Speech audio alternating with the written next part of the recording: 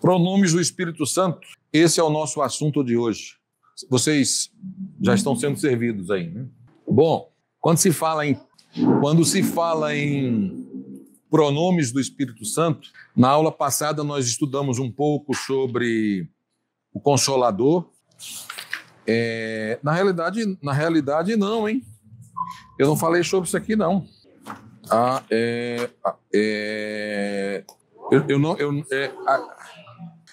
Essa parte do Paracletos, 1, 2, 3, essa parte eu não falei. Falei porque nós falamos aqui da visão aqui do professor. Então nós estudamos sobre o Paracletos e o pneuma na aula passada, o que significa pneumatologia. Até na realidade, quando eu comentei com vocês na aula passada, que quando você olha assim, pneumatologia está relacionada a quê? Pneu, tecnicamente, né, para uma pessoa neófita que não entende, poxa, pneu está relacionado a alguma doença pulmonar o que significa pneuma, né? Então, por isso que na aula passada eu fiz questão de colocar e fazer com que vocês entendessem o significado de pneuma, que tem 3, 4 significados. Vocês lembram? Vento, espírito, vapor. Então, quando lemos algumas passagens da pneumatologia, do Espírito Santo como vento, como ar, então, aquele sentido da pneuma, ele tem um significado. E tem um outro significado, o próprio Espírito Santo, que é o Paracleto, que é o Consolador, que é o Conselheiro e que é o Advogado. Então, agora, isso é interessante porque, ao mesmo tempo que ele é o nosso conselheiro, ele é o nosso advogado. Ao mesmo tempo que ele está conosco, ele está em nós e é o nosso advogado. Isso eu vou mostrar para vocês hoje, na sequência das aulas, que independente de qualquer coisa, exatamente, independente de qualquer coisa, não tem como fugir de Deus aonde você estiver, porque o Espírito Santo está dentro de você. Então, quando nós quando fazemos um exame introspectivo, então, na realidade, o próprio Espírito está dentro de nós. Então, eu não tenho como mentir para Deus em oração. Ou seja, se eu tento, não adianta, porque Deus vê além de Ele ver todas as coisas, Ele está dentro de nós, movendo-nos para a santificação e para tudo. Então, automaticamente, Ele está dentro de nós, o pneuma de Deus, o nosso advogado, o nosso conselheiro. Então, eu quero poder tratar com vocês isso, e é uma disciplina muito, assim, muito especial, tá bom? Então, vamos agora tratar um pouco sobre pronomes conferidos ao Espírito Santo, tá bom? Eu vou usar essa apostila aqui. Bom, no Evangelho de João, capítulo 16, 8 e 13, 14, encontramos alguns pronomes como aquele que no grego é ekeinos, que significa a pessoa do Espírito Santo. Em João 14, 16, encontra a expressão outro consolador. Inclusive, eu até quero ler com vocês aqui, João 14, por favor. Eu estou de Bíblia Nova, só para fazer a inveja santa para vocês. A santa, tá? Só que eu não sou como Chico, como vocês são Bíblia de estudo, eu sou a Bíbliazinha só para ler. Eu estou satisfeito. Eu estou satisfeito, olha aí. Vocês sabem que eu perdi a minha, né? Eu já conversei com vocês. Então, eu perdi a minha, aí eu estou tentando me achar. Eu pagaria R$1.000, 2, 3 mil nela, 4 mil se achasse. A Bíblia de 20 anos. Eu fui em algum lugar, eu acho que foi na viagem para a Bahia, e perdi. Aí tem tudo nela, né? Tudo marcado. E provavelmente foi lá. Não, eu tive várias vezes com outras, tentando. É a tradução. Eu voltei para a minha tradução antiga, né? A minha tradução de 20 e 30 anos. Eu não consigo, eu não me adaptei com as outras traduções. Não, eu não tenho certeza que foi lá. Porque eu fui em vários lugares ao mesmo tempo, no mesmo mês, né? Então, eu não sei aonde foi. Então, e é uma biblinha simples assim, é uma bíblia simples assim, sabe? Só de qualidade. Então, nem todo mundo não chama atenção. Na internet você coloca, tá? Se perdeu aí alguém. É verdade. Nos achados e perdidos, né? Mas é tão simples a Bíblia. Agora está toda rabiscada, tudo. É essa que é o valor, né? Aí essa daqui eu não sei de nada. Literalmente eu não sei de nada dessas aqui. Eu olho aqui, não sei de nada. Incrível, não tem nada marcado. Tudo. Todos os 25 anos de estudo. É mesmo, rapaz? Puxa vida.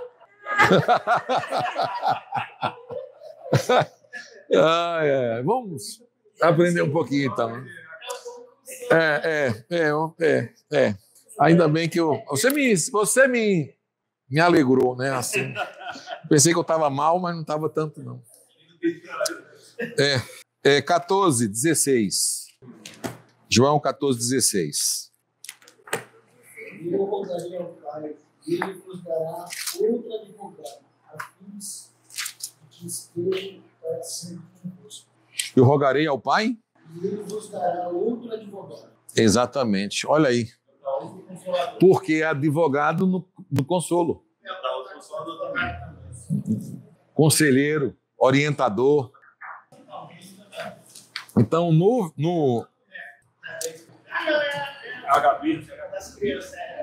eu rogarei ao Pai e ele vos dará outro consolador para que fique convosco para sempre. Então, Jesus também era consolador. Aí ele está dizendo aqui um outro consolador, na mesma essência de Cristo. Fizeram a pergunta lá na aula passada sobre essa questão. O que foi que nós tratamos sobre isso?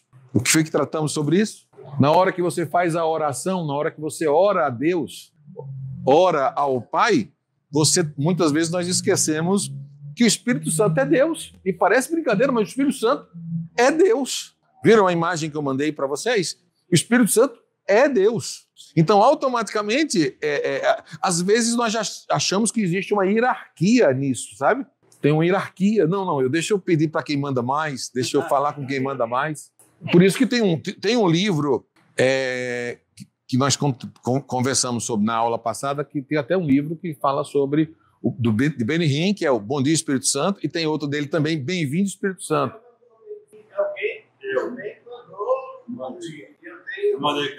Bacana os livros. Agora eu vou fazer um da minha autoria, Boa Tarde Espírito Santo. Sensacional. Porque está faltando Boa Tarde Espírito Santo. Mas o que eu quero remeter a vocês isso? É a questão de você estar conversando com o Espírito Santo manhã, tarde e de noite. Mas o senhor tem que fazer de tarde mesmo, porque parece que a bispa Cléo fez o Boa Noite Espírito Santo.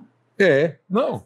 Tarde não tem ainda. Não tem, mas exatamente, não tem, pode procurar aí. A ideia já nasceu aí, já. Já patentia, porque se nós formos falar bom dia paracletologia, bom dia pneumatologia. Não, é sério ou não é? Veja em uma prateleira um livro de pneumatologia. Bem-vindo pneuma, bem-vindo paracletologia. Então, tecnicamente, não chama atenção, principalmente para os neófitos na fé e aqueles que não estudam as Escrituras, que não estudam a palavra de Deus. Tá bom? Aqui, quando eu leio esse texto, eu rogarei ao Pai e ele vos dará outro consolador da mesma essência de Jesus. Tá? Então, o Espírito Santo, ele tem a mesma essência de Jesus. Ok? Encontra-se a expressão outro. Esse outro consolador é exatamente o Espírito Santo. Aí finaliza conosco, para sempre. Vou falar só para você. Por que às vezes você ora e diz assim, Senhor, não está comigo? Né? Senhor, está tão difícil, parece que o Senhor não está comigo. Sim, sabe como nós às vezes...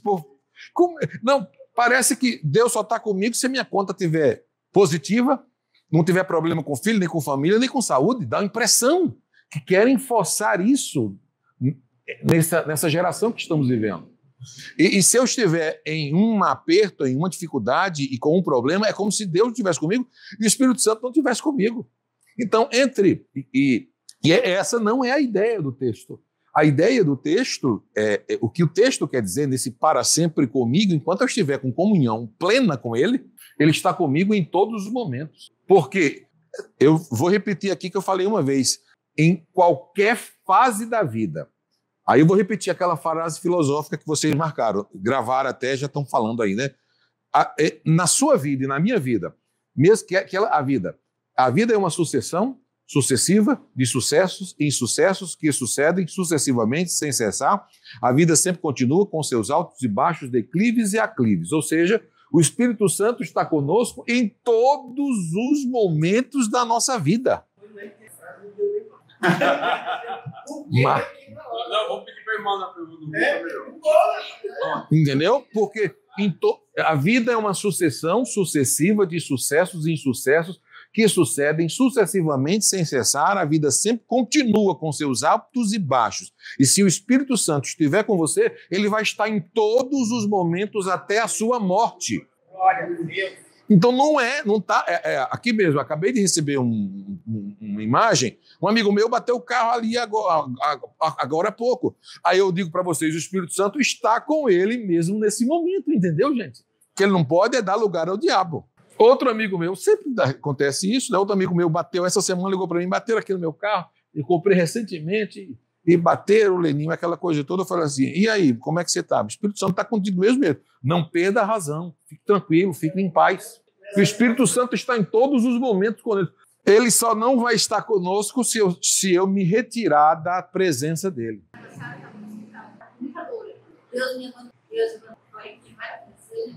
Não, e nós temos essa questão de começar a dizer que Deus abandona por causa da situação que nós nos encontramos. E alguns olham para o mundo e dizem: o mundo está mal, onde é que está Deus aí? Com tanta maldade, onde é que está Deus aí com tanta gente mal? Onde é que está Deus aí com tanta gente com defeitos? Onde é que está Deus aí com tanta gente morrendo? Onde é que está Deus com tanta catástrofe? Um exemplo? Por exemplo, obrigado por ter lembrado. Então, esse está para sempre conosco em todos os momentos. É aí que muitos hoje, por acharem que passam por alguns problemas, Deus abandonou. Já chegou e disse assim: ó, Senhor, se eu sorrir, eu estou sofrendo. Se eu chorar, eu estou sofrendo. Se eu abraçar, eu estou sofrendo. Se eu levantar, eu estou sofrendo. Se eu andar, eu sofro. Eu sinto dor de todos os jeitos. Então imagina, o Senhor me abandonou? Não abandonou. Nunca abandonou. Fala com uma aluna Nécia, o bem que Deus te deu, você quis abandonar aquilo que ele te deu. Quando ele tinha... Sim. Ele serve como mal, como se fosse Deus dando mal a ele. Na verdade, não foi isso, né? Mas ele enxerga dessa forma. Mas é aí que entra a questão que você me fez lembrar muito bem. Nós temos um problema sério na igreja hoje como comunidade. Qual que é? É que se eu entrar em uma prova, é como se eu tivesse em pecado, sabe? Tá em pecado, tá em prova, tá em desobediência, tá faltando orar, tá faltando alguma coisa. Então, sempre tem um pré-julgamento por aquilo que eu estou vivendo naquele momento. E eu preciso entender que o momento que eu estou passando não vai me definir. Ou seja, eu perdi tudo, não me definiu, do caso de Jó. Não define você. Ele perdeu tudo, mas aí acabou. Ele ia fazer o quê? Se matar? Se suicidar? Não. O que foi que ele fez? Ele continuou sendo fiel a Deus. Teve momentos que ele quis. Aí Deus falou assim: rapaz, quem foi que colocou ferrolho no mar? No conselho da tua sabedoria, aonde tu estavas? Então, sabe? Então, Deus não nos abandona. Agora, nós é que temos um conceito: eu estou na luta, o que é isso? Aí eu começo a entrar em revoltinha com Deus. Revoltinha. Eu estou revoltado contigo, Deus. Como se Deus tem a obrigação de fazer sempre aquilo que eu quero, da forma que eu quero, no tempo que eu quero. Aquela coisa que algumas igrejas fazem, colocam a Deus no parede. Decidem, né? Se não me der, eu decreto, Deus. Olha só, olha o tamanho de Deus, dessa xícara. Eu decreto, Deus, A minha situação, Deus falou assim, não, filho, você está orando porque eu estou permitindo passar pela situação. Como é que tu está pedindo para mim tirar? Não vai sair. Até a oração nós temos que saber como fazer, porque hoje cada um é individual. Eu preciso entender isso. Deixa eu falar uma coisa importantíssima. Na época de Israel, tudo era coletivo, era para o povo, era para a nação. Então era nação. Hoje não, é individual. Por isso que o Espírito Santo é individual. A atuação da comunhão de cada um é individual. Então, Ezequiel lá no Vale de Ossos Secos era para Israel. Uhum. Não. Você estava falando, a gente está estudando no Vale de Ossos Secos. E Deus leva Ezequiel em espírito, mas é simbolizando refletindo a nação de Israel. O Vale de Ossos Secos era a nação de Israel. Então não era uma pessoa. Era a nação. Era... Exatamente. Hoje, quando Deus quer falar ou fala, ele fala com o indivíduo. Isso é uma pessoa muito diferente. Exato, fala para o indivíduo. Por isso que, por exemplo, naquela época o povo podia dizer, o Senhor me abandonou, quando o Senhor abandonava a nação. A nação inteira morria, a nação inteira perdia a guerra. Hoje é individual, é eu e você. Hoje é você que abandona Deus, você decide, é individual, é livre-arbítrio. Dessa maneira, após Cristo. Após Cristo. Cristo é o templo. Exatamente. Cristo é o templo. A partir de Cristo. Então, a partir de Cristo. Aí, o que é que ele faz o que é que ele faz aqui em João? Ele diz assim, eu irei, mas não vos deixarei órfão. Vos enviarei outro Consolador que lhes auxilie, que lhes oriente, que trate a causa de vocês. Aí o que é que acontece? Nós queremos tratar a causa. Olha, sabe o que eu aprendi na minha vida? A gente quer tratar a causa e a Bíblia diz, o Senhor da glória é um vingador. Aí eu falo assim, não tô aqui pregando nada. Não, é Ele que vinga as nossas causas. A Bíblia diz, ninguém oprime ou engana seu irmão em negócio algum, porque o Senhor da glória, Ele é um vingador. Então, quando eu entrego a Deus, a justiça divina age. Não é a humana, é a divina.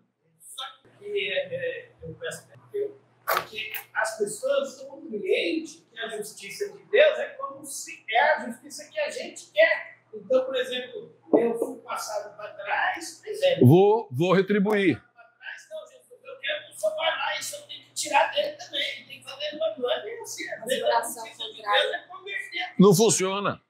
Deixa eu até... Isso não existe. Por quê? Ele está dentro de você. Pega isso daí. Como é que o Espírito Santo está dentro de mim? Aí eu digo, Deus, fulano de tal está maldita. Eu falei, como? Da mesma boca não pode proceder bênçãos e maldições. Vamos ler. Estou com agora a Bíblia nova, meu irmão. Ninguém me segura. Eu tenho que aprender. Só não vou conseguir achar, mas nós dois vamos estar juntos nessa tarefa. Nós dois. Ninguém oprime ou engana seu irmão em negócio algum, porque o Senhor da glória é um vingador. Então não precisa estar pregando isso, entendeu? Porque isso é lei da própria semeadura. Então deixa nas mãos de Deus, entrega nas mãos de Deus, deixa que a justiça divina haja. Eu não preciso agir, matar, fazer o mal, deixa que a própria justiça divina vai atuar na vida da pessoa. Sim. Peraí, qual é o texto que eu estava lendo, que a minha Bíblia nova eu não lembro não. É Tiago, isso, espera ainda, volta aí, pode falar, pastor. Fale. Espera ainda, deixa eu achar também aqui, tá? Que aqui também agora é Bíblia nova e eu lembro do texto, mas não acho. Tem que abrir para poder a Bíblia, ela vir, eu ir mexendo nela e ela ir se achando meu... Tiago 3, 10. Tiago 3, né? 3. 3 o quê, minha? 10. Tiago é bem pequenininho. Ainda. Ótimo. Espírito Santo está dentro de você? Tá? Então, ótimo. Qual era o texto que você ia falar, doutor?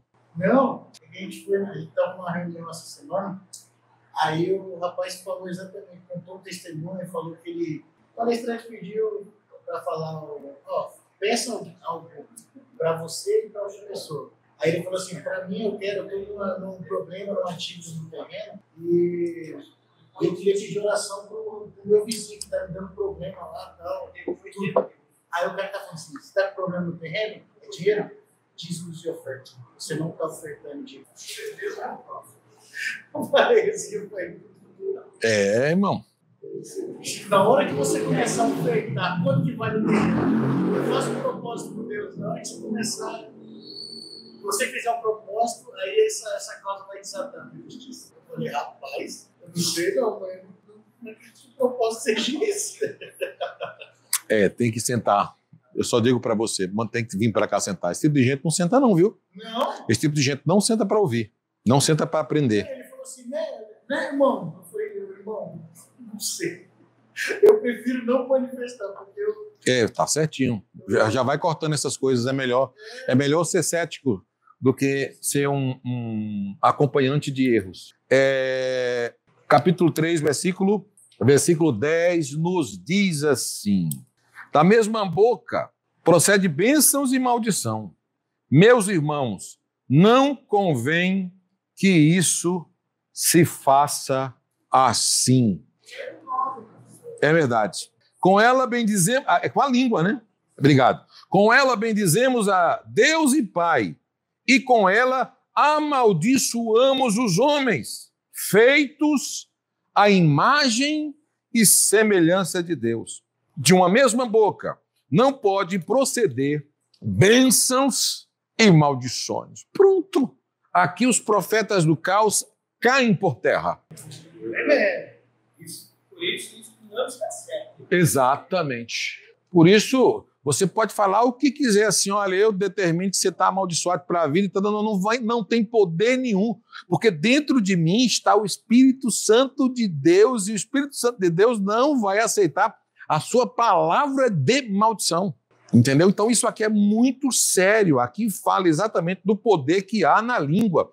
E ele está falando ainda anteriormente, no versículo 3, 2, diz assim: porque nós tropeçamos em muitas coisas, se alguém não tropeça em palavras, a tal pessoa é perfeita, é poderoso também para refrear todo o corpo. Versículo 3, ora, nós pomos freios na boca dos cavalos, para que nos obedeçam, e conseguimos dirigir todo o corpo. Vede também as naus, que sendo tão grande, é levado pelo impetuoso vento, e é tomado por um pequeno leme, para onde quer a vontade daqueles que a governem.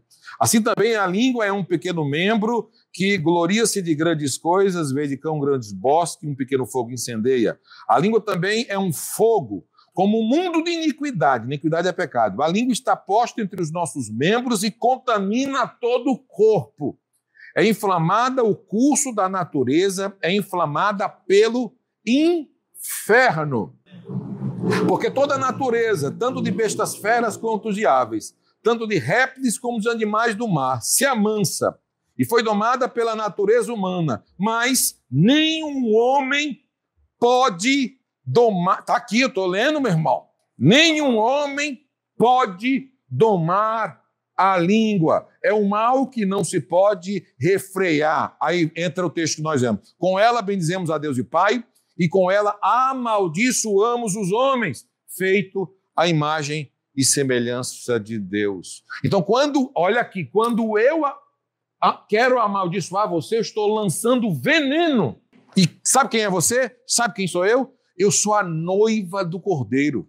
Quando eu estou lançando alguma coisa, estou lançando sobre a noiva. Eu faço parte do corpo de Cristo, aonde eu sou a noiva e ele é o noivo e ele está me aguardando. Essa santificação do corpo da noiva é de Cristo. Então, quando eu lanço algum veneno, alguma peçonha contra a igreja de Jesus, automaticamente eu não recebo, ou seja, não é alcançado, não é atingido. Eu posso falar o que for, porque a noiva é do Cordeiro. Ou seja, nós somos noiva, nós fazemos parte do corpo. Então, não existe o indivíduo A, B, C, nós somos um corpo. Então, quando eu falo isso de você, eu estou lançando peçonha, veneno em você, imortal, para matar. E muitas pessoas matam com a língua, matam com a fala, matam com a forma de expressar, matam com a forma de se colocar. Aquele que domina a sua língua é perfeito. Não, mas você vê que Tiago, na orientação aqui, ele deixa claro uma coisa. Nem o homem pode domar a língua. Aí eu pergunto para vocês, existe uma forma só de dominar? Quando ele tem mais. Não, mas mesmo tendo o Espírito Santo, a maioria das pessoas que jogam veneno na igreja como corpo, elas também têm o Espírito Santo e no momento deixam ser usados pelo inimigo para profetizar maldições infernais. É tipo de pessoas que quando abrem a boca, é como se abrisse a boca e o inferno inteiro acompanhasse as palavras. Pode falar. A minha única fala com vocês aqui a minha única fala que eu quero dizer é o seguinte: se a Bíblia está dizendo que Tiago está dizendo que nenhum homem pode domar a língua, então o que nós estamos fazendo aqui? Como é que eu faço para controlar? Porque de vez em quando não vem você. Como controlar o 5, 2, 3, 1, 1? Você faz, respira e diz 5, 4, 3, 2, 1, engole sapo. Lá no grupo, eu trabalhei há alguns anos e nós chamávamos disso, aprenda a engolir sapo. Você... 5, 4, 3, 2, 1, engole sapo. No nosso caso, não precisa engolir sapo, tem algo que nos controla. É aí que entra. Nós temos um advogado. Como controlar isso? Segura aí que eu ainda estou lá, estou com ela em primeiro lugar. Mas a minha pergunta é essa para vocês. Aí eu volto, com todo respeito. Mas isso que eu estou acabando de falar, santo não existe, né? Assim, existe uma pessoa... Sim, mas nós não somos santos, não. Nós estamos em processo de santificação. O que eu quero exatamente quebrar é esse que parece um enigma que é colocado sobre nós, que isso foi como se nós fôssemos superiores. Exemplo tem que se ter. Agora, não quer dizer que nós não somos superiores em absolutamente nada. Todas as pessoas são espelho. O espelho pode ser quebrado. Então, eu sempre tenho que ter isso. E entender que eu não sou perfeito. Eu tenho 1001 problemas. O que me ajuda a ser melhor com as minhas imperfeições é a graça de Deus, o Espírito de Deus no meu dia a dia, o Consolador amado. Nós hoje não estamos nem louvando a Deus com hinos que falam sobre adoração ao Espírito Santo, sobre o Consolador, porque é o Consolador que transforma, é o Consolador que muda o nosso caráter no nosso dia a dia, nos faz ser mais próximo de Deus. Os frutos do Espírito... Aí você chegou, mas não ainda respondeu, está dentro da resposta, mas falta um pouquinho. Entendeu? Dentro da minha pergunta, falta só da resposta certa. Se eu estou falando de pessoa, eu já me lembrei logo, raça comigo. Sim. Então eu entendi agora por que fala, porque quando ele fala isso, você não entra e nem deixa entrar, então quando ele começa a lançar aquele peso, né, os fariseus sobre o povo, é exatamente isso que o senhor está falando. Quer dizer, o povo é de Deus, vamos colocar no tempo de hoje, então, o povo é de Deus, a igreja do Senhor é a noiva do Senhor, só que aqueles que estavam naquele momento lançavam peso que nem eles suportavam, por isso que Jesus toma a sua palavra certinho. Olha, gente...